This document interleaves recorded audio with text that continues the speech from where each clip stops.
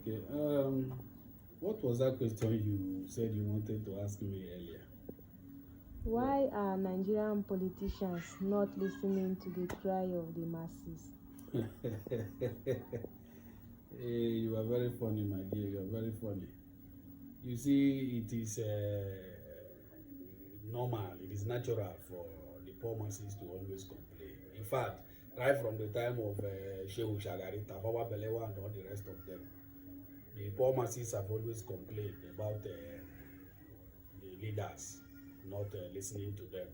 You know, one thing with we that are politicians, especially Nigerian politicians, we have one common ego, one common goal rather, which is our interest.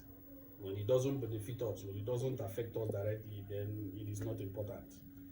And you see, I personally, as a politician, I wouldn't want my children to suffer what I suffered.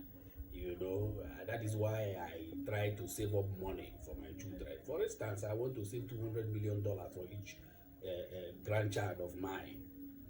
I have to start saving the money for my children.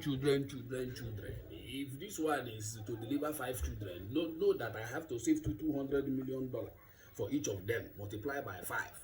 And I want to have a very big empire. I encourage my children to have so many children. You understand? And you know, it is not a rocket science. Politics and governance is not a rocket science. We have plans. We listen to the poor masses. We hear news on radio, TV, people ranting on social media. It is not new to us. We are used to it. But one thing you people don't understand is that our interest is paramount. And that is why you see some of my colleagues, when we leave office as governors, we look for a way to go to the Senate or House of Reps. We just need to be relevant.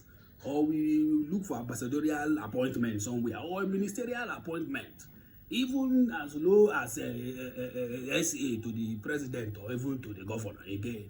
So we just need to be relevant so that we'll be having that free money. It is very, very sweet. So when the poor masses begin to complain like this, there is nothing we can do because our hands are tied. Because so many things are involved in the politics. There are some people sleeping in their houses, but we have to settle them. When we talk about godfatherism, it is not that simple. It's not that easy. So you see, this issue of not listening to the poor masses, I would beg the poor masses to calm down. It is not always easy for politicians, you know, especially when you are looking at it from afar. But when you come close, we may understand this thing I'm talking about. So saving for my children is one thing that is very important to me personally as a politician in Nigeria. And I have to buy houses abroad for these children of mine. If I have, for instance, 150 grandchildren, just know that I have to save $200 million in dollar for these 150 children. And I have to buy houses for them, one for 150 grandchildren that I will have or that I have already. And this applies to other politicians in Nigeria like me. So this thing, this is how these things work. I just want you to understand based on the fact that you just choose to ask me this question. So you don't expect us to do much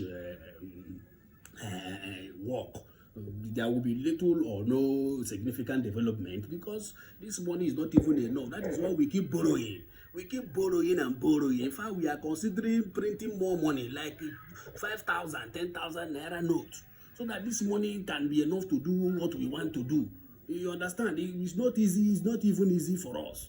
So we are looking at means, you know, looking for means to print more money.